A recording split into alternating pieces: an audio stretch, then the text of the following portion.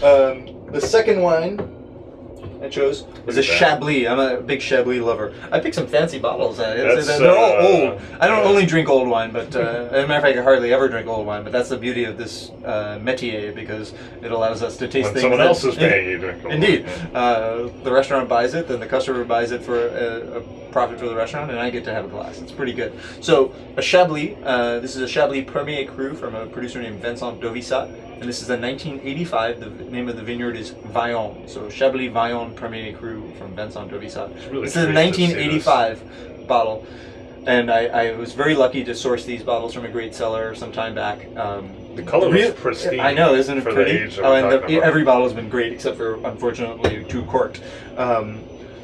Really, really bare bones minerality in these wines. The saline character. I was speaking yesterday about minerality and saltiness in Chablis. Yeah, the idea of saltiness isn't really the same effect as, for instance, iodized salt, but it's really a mineral character. So what you think of when you have a mineral water, or if you suck on a stone, if you're into that kind of thing, which I know you are. Yeah, frequently at home. Indeed. If you need to go, it's fine.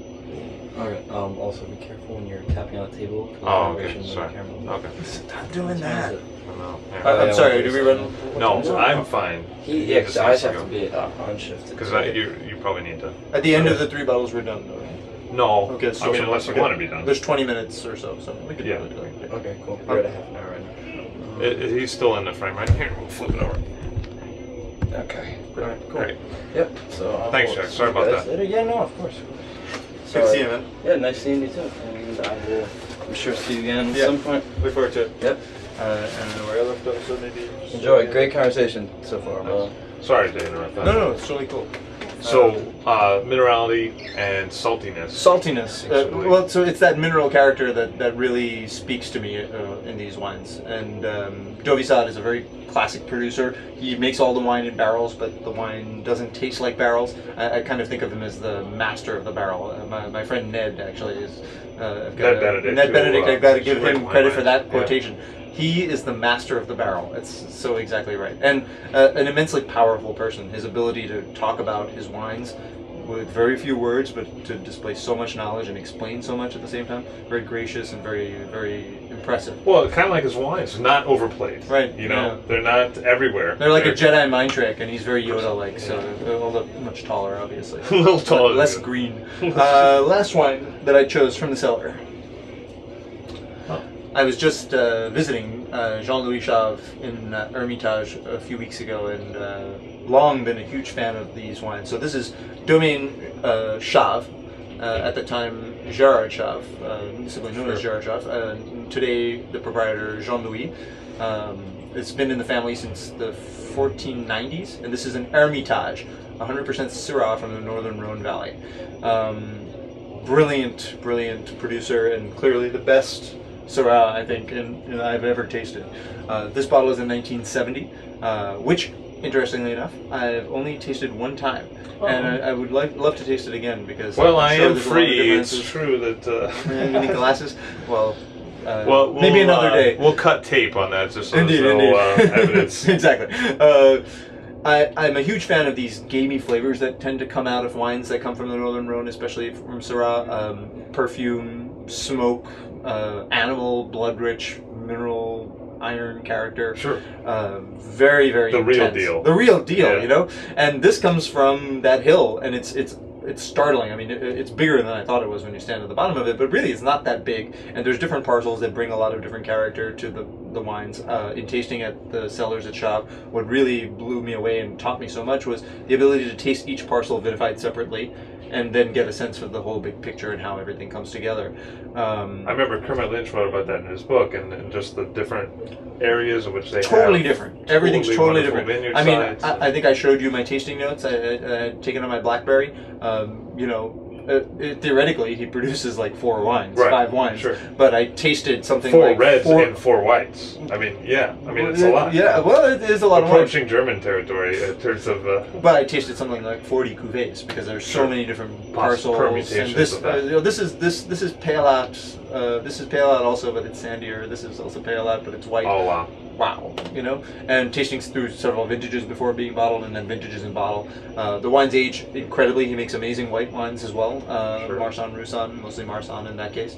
I've had back to the early 80s. Have you Oh, had yes, a chance to go earlier than yeah, that in the whites? the oldest white I've had is 78, and it was How's that? unbelievable. Unbelievable, yeah. It came out of a great cellar. This collector based out of New Jersey, one of the biggest sellers. You know, I'm sure. And it was probably purchased upon release, and the wine was impeccable. So speaking of that, white, Hermitage, and age, have you found that those are some of the more interesting aging wines Yes. in terms of the curve and how they For go? sure, for sure. But the problem is that there's many that tend towards oxidative qualities. Absolutely. Qualities. I don't find them that very qualitative because I don't like that personally. But those that tend to have an oxidative note to them, I don't like, and they often have a higher percentage of Roussanne in them. But the very Marsanne heavy producers, I tend to like quite a bit. That having been said, I've gone back to maybe the late 80s for most producers that I've tried whites from, with the exception of Chave. So do I like old white Hermitage? I can't say that I do.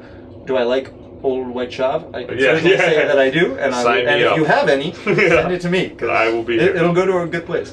I love them. And the reds last forever too. I mean, it's very famed that Hermitage would often be blended with some of the great wines of Burgundy to kind of give them a little bit of oomph. When I was in France, the Burgundies a little oomph. Give the Burgundies a little oomph, because the Syrah has more tannic structure, it has a little more richness. But Chave's wines are not powerhouses, the way that you would think of Syrah. They're very Burgundy-like. They're so focused, and it's all about just aroma, minerals, and focus. He was saying, interestingly enough, that it's not a question of acidity. I think of it as acidity, but his claim is that the wines are not particularly high in acid. They're just very energetic from the minerals. That's interesting. I mean, I actually don't know what the heck he meant by it, because he's the way he speaks about wine. You can tell he doesn't want to give a lot of information. It's a poetic. He's very poetic. But that's interesting because, you know, I used to work at this restaurant, Jean-Luc Ledoux, and he was the first person that I was aware of who really spoke about Northern Rhone Syrah as being very Burgundian. And in fact, he refused to serve Hermitage and Côte-Rôtie in Bordeaux glasses, which is what is usually thought the right thing to do, and he would always serve them in Burgundy glasses because he felt that there was that liveliness, that structure that had more in common with the kind of structure that you'd find in Burgundy. That having been said, I still like it out of a Bordeaux glass. And thank you, Jean-Luc, because it took me forever to train the staff here to go over to mine. But it's happened. I had to take Polaroids and put them out in the stations, but it's happening now. You will drink Syrah in a Bordeaux glass at Danielle, I promise. Couldn't figure out why you had twice as many Burgundy glasses as Bordeaux glasses. now it's become clear. What's funny is that even though he used to serve Rhones in Burgundy glasses and Burgundy glasses, we still had more Bordeaux glasses because everyone was drinking Bordeaux. I mean, and maybe we should talk about that a little bit. You know, when I was a sommelier here, standard order was white Burgundy or California Chardonnay, and then Bordeaux of usually, you know, good quality second growth, very common first growth, and then or California Cab. Well, what do you sell now? For the most part in Bordeaux, well, I mean, across the board, we sell more Burgundy than anything else, white and red. And that's a huge shift. Huge shift. But that wasn't purely on the basis of the selection. Granted, I have extended the selections in Burgundy quite a bit because it's a great passion of mine, and because I truly believe that those are the best wines for this food in the broad picture. I mean, I think that certain dishes definitely are more Northern Rhone. Some dishes are definitely Bordeaux. However, many people that come here to eat and drink, they like to have maybe one white and one red, or maybe just red. And especially when they're doing just red, especially because the menus are built in such a way that the first few dishes tend to be quite delicate and not focused on seafood, it's important to start with something lower in tannin. That's why Burgundy is very helpful. We do sell more Burgundy probably because of people's education and interest in the subject. It's really blossomed. It's become so much more at the consumer level. Exactly. And that's great. It's not great for prices, but it's great for education. It's great for interest, and it's great for the region, I think. And I still, you know, I have no qualms about people liking Burgundy because I think that they're some of the best wines in the world. We sell a lot of Northern Rhone. That is today still more driven by the sommeliers than it is by the market. We love the wines. We have a lot of mature examples, and they're really well priced, especially when compared with Burgundy, which can be quite expensive. And so we sell a fair bit of that. We do sell a lot of Bordeaux still, and we tend to sell older Bordeaux, more classic style Bordeaux. There's not much stuff on the list post 1990 that moves a great deal on the basis of quality. You're not serving a lot of like Garbage East, Right Bank stuff. You're not much at all. Right. Those wines are great beverages. Sure, and they speak but they speak really impressively off the place that they come from. They're definitely terroir wines, but they're terroir wines that dominate, and it tends to be the case that even Right Bank older wines work perfectly with this food. Sure. Old Pomerol and I had life-changing views Chateau Sertan once from 45. So let's talk a little bit about, one of the other things that may have factored into that change of more of a Burgundy emphasis was the arrival as wine director for Daniel's Restaurants of Daniel Jonas. That might have had some effect. Mr. Burgundy is obviously one of the great Burgundy minds, great, and on occasion has been quoted as saying that he's allergic to Cabernet Sauvignon. So well, you have to respect people's allergies. Indeed. What's it like working with Daniel? I mean, what have you learned from him? What are some of the things that have kind of shifted your mindset? What are things you said? Well, Daniel is an incredible guy because he's been in the wine business, seemingly ever. Right, as long as we've been alive. He was with Juno and Jupiter, and he's been in the wine business longer than I've been alive. Right. That's right. Which means he's very old. I mean, when you think about Monterey opening in '85, 85 was a long time ago. That's right. Well, I guess he hasn't, but he was involved in restaurants and wine even before that. He has such a great passion, and it comes from a really appealing place for me. So that's why I have so much respect for him. He doesn't do this because of fashion or because of interests having to do with his business, although certainly he has now built his business into it.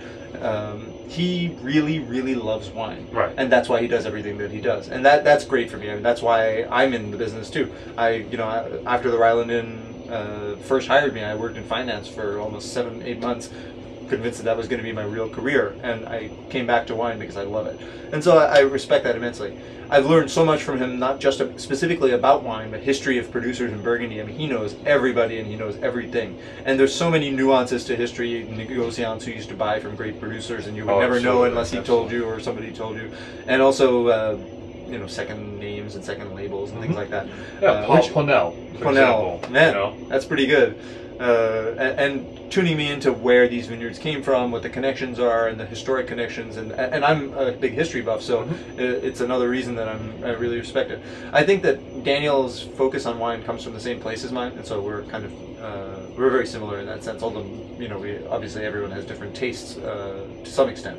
And then he's of course taught me a great deal about the business and about the idea of Daniel Boulud and what that means. What that dining experience means to the clientele here, to the company, to the boss, because Daniel's vision is so clear, and that's unusual, and it's great. It's to have so expansive in a way. Ooh, it's tough actually for mere mortals like myself to sometimes grasp the entirety. Like, how can this guy be so good at hot dogs and burgers and turning de foie gras? Right.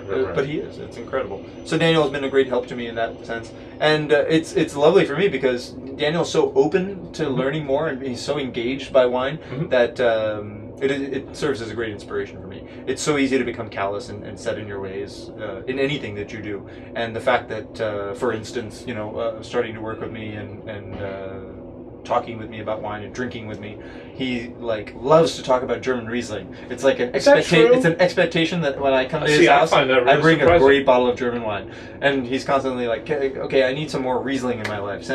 Put together a case for it." Well, the times they haven't changed. Let me tell you, he loves it. Insider secrets on Sommelier TV. Sommelier TV, indeed. I mean, he loves it. He's so open to all of these wines. I was on a Loire kick for a while, and he was like, "Okay, red Loire. What's really good now?" Sure. And I love that. I love that about him. And the answer is everything. It's a real treat to work with somebody who really cares. Who cares? So much about it. Yeah, exactly. Right. Yeah, it's not at all like a business so much as it is experience that's very shaped around wine. It's not that the business that he does is the reason that he loves wine. Right. It's the other way around. Yeah, he didn't get in this. He didn't have a choice. He had to create a business around wine because he was like, I have to do this for a living, otherwise I don't get to do this all the time. This is me. Yeah. Were there some other experiences? Now you mentioned tasting the Christoffel, but were there some other experiences that you said, this is definitely me? I mean, what brought you back from finance into the world of wine to say like, okay, I'm in all the way? Right at that moment, I had already been exposed enough to wine to know that I loved it. What got me away from